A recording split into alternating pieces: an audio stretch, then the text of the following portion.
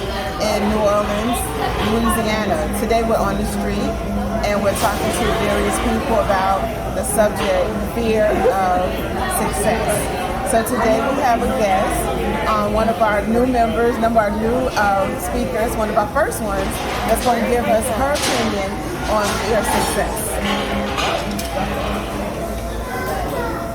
So tell us about what you think about the topic of fear of success. Have you ever been fearful of being successful? Fearful of success. So I'm going to generalize. I do think most people are very, very fearful of success. Okay. Because of the hard work, dedication, and commitment that it takes to be successful. Right. We all want to be successful. However, it is indeed a lot of hard work to become successful. And for that reason, most people think about it, talk about it, but they're not being about it. Right. So have you ever been fearful of becoming successful yourself? There was a time in which I was fearful of being successful, and I reached a point in my life where I welcome challenges and opportunities. I dwell in possibilities, so I am no longer fearful of anything.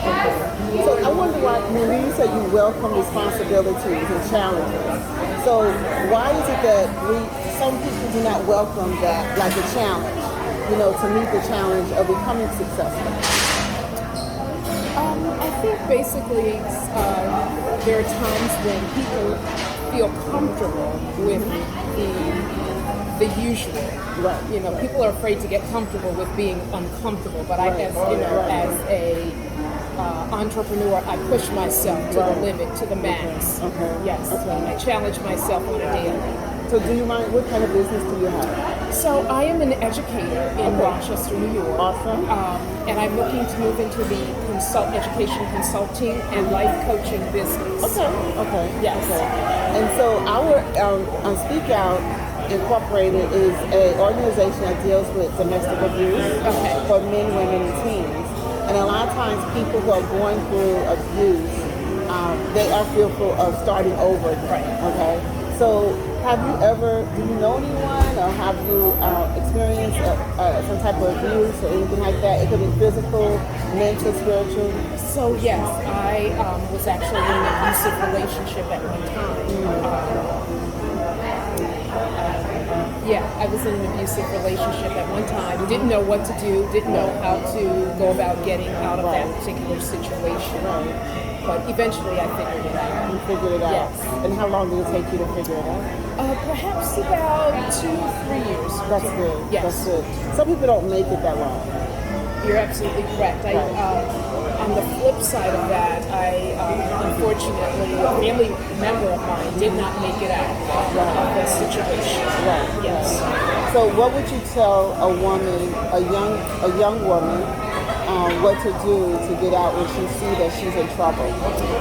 I think we have to use our voice. I think we have to speak up, find someone you can trust, to confide in, tell them your situation, and believe that they're going to help you overcome, or if possible, move you from that particular situation into a safe environment. Awesome. And you did tell me that you have a weekly talk show. Yes. So every Tuesday since the pandemic, I facilitate a Zoom. It's on Zoom currently. We're moving over to a different social media, but it's currently on Zoom. It's called Women Speak. It's a forum, an opportunity for Black and brown women to speak about their truths, to speak about some of our challenges, and to come together collectively to use our voice, to empower ourselves, and to elevate. Awesome. Yes. So if someone wants to, I thank you for allowing us to interview you on today. Certainly. And so when everything is over, you know, we'll exchange information as well. Because I would love for us to partner on that would something. be wonderful. You know, I mean, because we're almost doing the same thing. Yes. You know, trying to help with change. Yes. You know, and then allowing people to use their voice and let them know that they don't have to be closed now, that they can open their mouth and say what they have to say without being fearful. You know, so would you like to say anything in closing? I would just like to say thank you for this opportunity. Great minds think alike. It's divine purpose that we're interacting and connecting.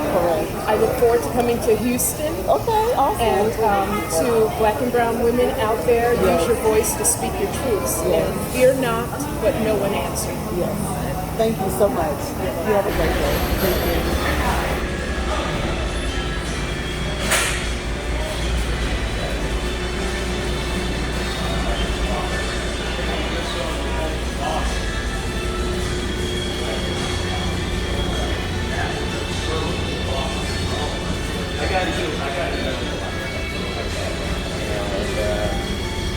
I felt good about doing it, but I felt bad about it.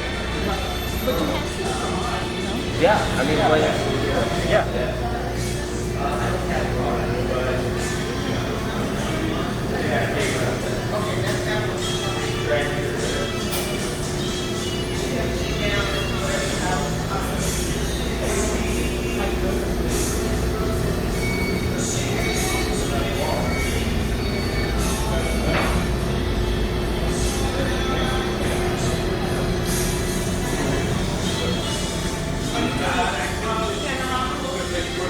Nah, it's video.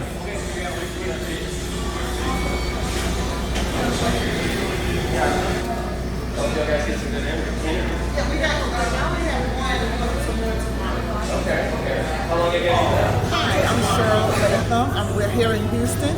I'm sorry, we're here in New Orleans, Louisiana. We're from Houston. And so we have another guest that's on the street, and he works at Cherlyn's, okay?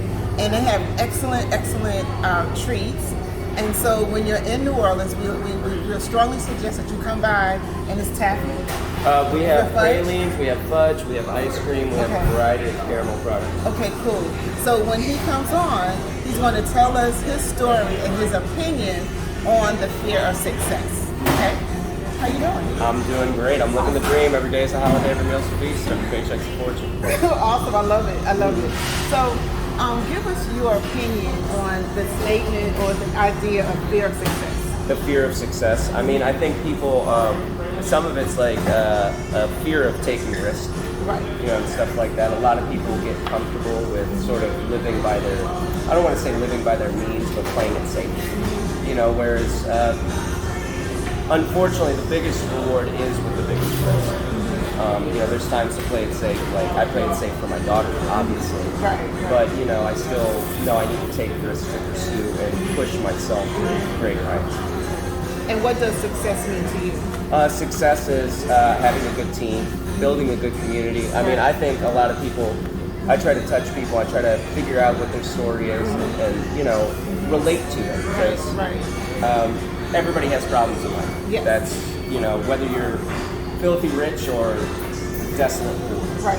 You know, and it's a lot of how you frame your life and how you can just deal with your problems. Some people just look for these immediate solutions to things, and really it's something that you have to take on. Right. And so, how is this where you want to stay, or do you have plans to do something else? You're a manager. Are you planning on going to become district manager, general manager, owning a franchise? This is something that's come up several times Oh, recently. really? So Okay. it's interesting. It's like the universe telling you something. Okay. I don't see this as my last stop in life for right. sure. I worked a lot in kitchens for a long time. Okay. It's a very volatile environment around here. There's a lot of hot-headed people, a lot of drug-addled individuals, which that goes into their own problem. But I decided to remove myself from that situation. Right. Okay. This job happens to both be rewarding with the people that I deal with, the people I can touch, and pay. Okay, awesome. And so, Speak Out is an organization that deals with domestic abuse as well. Have you experienced or know someone that have experienced that as well? Absolutely. I've experienced it personally. I've had family members that have experienced it. I've witnessed several different times these things happen. You know, and sometimes it's just, for instance, we have a problem in the quarter. Some of the homeless population like to go after lone females, not to attack them, but they'll berate them. They'll put them in a situation where it's like, you'll either give me money or I'm going to keep messing with you. You know, and it's infuriating. Right, it is. But you know, all you can do is just tell people that they don't have to deal with that and try to stand up and against it. And how long did you stay in your relationship before you removed yourself from it? 3 years. 3 years? So what made you stay? On top of like some physical abuse, she would also threaten to kill herself. Right. And it was an emotionally manipulative thing where it's like, well, maybe I do want to be out of this, but I don't want to. You know, that's a lot of onus on me if I say, well, go ahead, you know, and that's not acceptable. So how do you feel now? Are you in another relationship? Absolutely. So how was that relationship compared to the one you were in? It's great, right? Open communication, you know, very, because there's a problem like when people become like codependent, where they're like very reliant on the other person. And I think I was getting into a lot of those relationships, and perhaps I'm a codependent person too. I'm not really sure. Psychoanalyze myself. But with this relationship, it's very frank. We're able to talk about very serious subjects without just saying, that wasn't you. You know what I mean? We were able to say, well, you were in the wrong in that part, and then build from there. I just want to say today that everything that he's talking about today is his opinion. It has no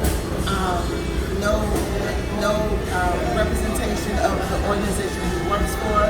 He's only representing himself and talking about how he feels and how he thinks about certain things. And I just want to thank you so much for sharing, because we don't have enough men coming out talking about what they've gone through. And a lot of men, I believe, are ashamed or fearful that someone might look at them a different way. But I applaud you for saying this, because other men, we want them to come forward as well. Our organization, we tailor to, our target is men, women, and teens, to bring awareness and education and provide resources.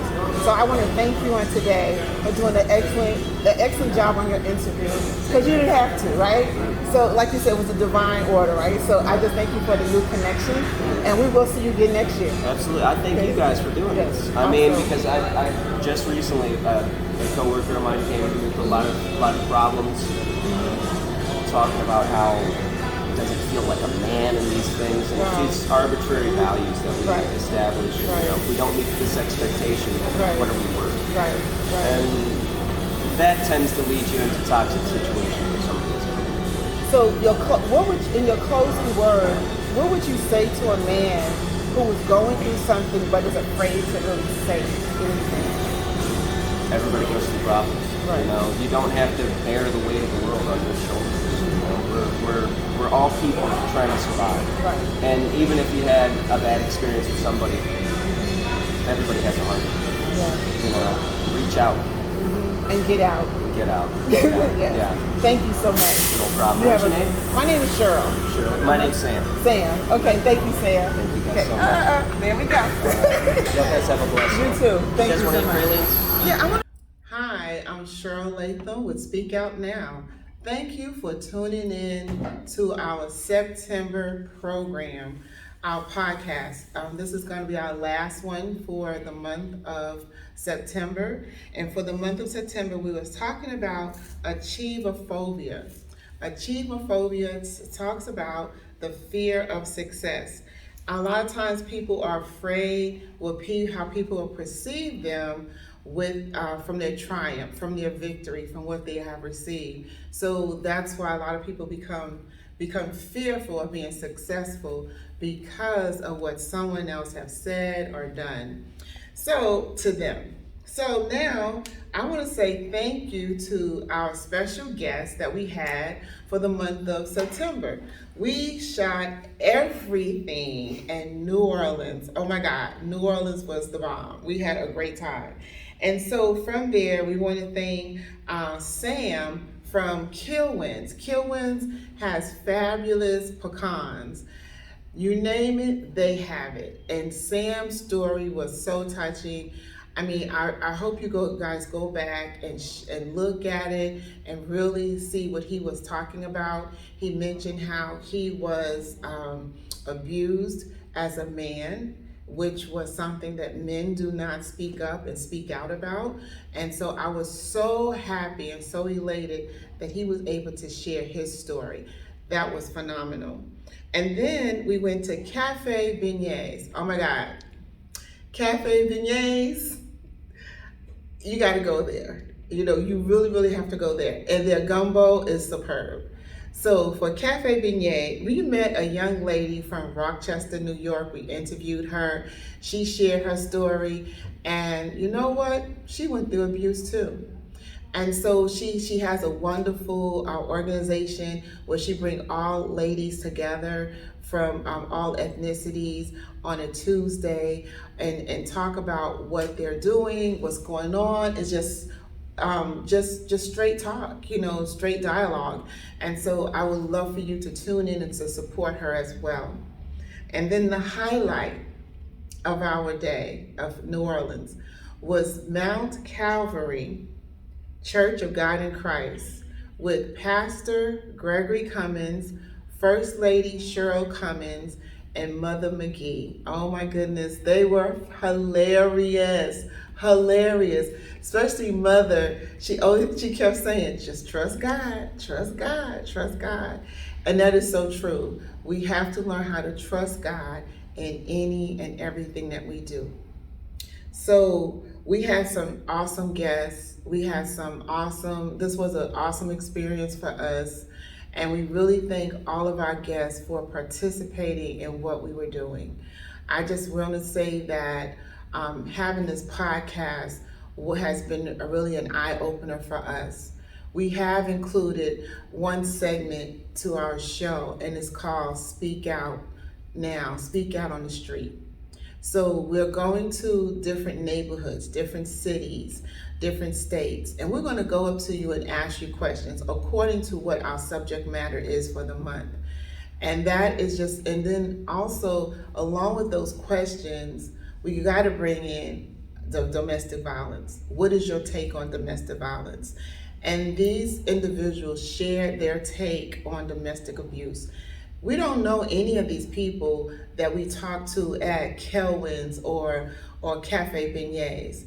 Just walking up to them and talking to them, not knowing that they had experienced it, was like, wow, was like a God moment. You know what I'm saying? But the church, I mean, at Mount Calvary, a Church God in Christ, it was so awesome because this is our 4th year going there. And for like they have a women's day, every 4th Sunday. And so they have allowed me to come in, and then I decided to bring the rest of the team in as well to add on domestic abuse. Domestic abuse and domestic violence is something that we need to speak out more about. It is nothing to play with. We are losing souls. We are losing family members. We are losing loved ones because of someone else's reaction behavior.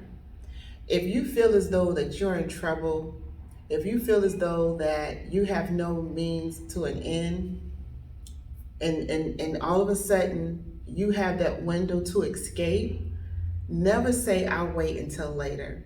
Take that window of escape. That is your opportunity to go. And a lot of times we say, they're going to get better, things will change, but no, you need to go. That's your time that you need to leave, take your children. And even if you can't pack what you need, just go. Because your life is so important. You have value, you have worth. And I'm just looking at my experience as well. I didn't start the organization because I had nothing else to do and I was bored. And I was just sitting around the house, fiddling my thumbs, saying, what I'm gonna do today? I did this because I am an overcomer of domestic abuse. I am. And so from that stand, it was like, well, what do? I was ashamed to tell my story. My family didn't know that I was going through the things I was going through. And I was like, it's time to tell your story. So as I began to open up my mouth and tell my story, and I believe this is a God thing, God has allowed me to meet other people and then open doors in other areas. So I'm just praying that you guys will take advantages of what we're doing and what we're presenting to you as a people, as a culture, is that domestic abuse has no name. Doesn't discriminate, doesn't care about your age, your color, your ethnicity, your how much money you make, your economics. They don't care about that. They just care. Domestic abuse cares about who they can control and manipulate and isolate you from your loved ones. So when you're going through all those issues and those things in your life, and then all of a sudden you find yourself on this island by yourself, and you're trying to think about how you can make it, that's when fear of success comes in. Am I really able to succeed like I want to succeed? Can I really make it? What are people going to say about me? How are they going to treat me? Will I get the support that I need? Okay? I'm going to tell you this. You will get the support that you need, but not from who you think you're going to get it from. It's never from a family member or this, that, and the other. It's going to be from someone totally different. Someone that hears your story and see the sincerity in your heart. Not the game playing, but the sincerity in your heart. Those are the ones that's going to help you. Okay? Those are the ones that are going to help you. So I just want to say today, before we close out, that just take advantage of what we're offering you. I want you to share, like, hit the notification key, button key, whatever's on there. I want you just to make a comment. Make comments. We want to hear what you think about the fear of success. We also want to hear about what do you think about men being abused. And then through this whole conversation, I found out that there is a place, a shelter for men to go to. It's in Dallas. And you know how many shelters they have for men that are abused? There's only two shelters in the whole USA, just 2 shelters. That's another topic that we will pick up on. We want to know why there isn't more shelters for men and for women. Okay? And you probably say, well, men don't need a shelter. He go with his boy, he can lay on the couch, this and the other. But men have issues too. They need to go somewhere where they feel safe as well. And like I was saying earlier, abuse doesn't discriminate. It picks and chooses whomever they want to violate and discourage and embarrass and to hurt and to make you and to belittle you, basically it. And we are having a walk. I want to mention that.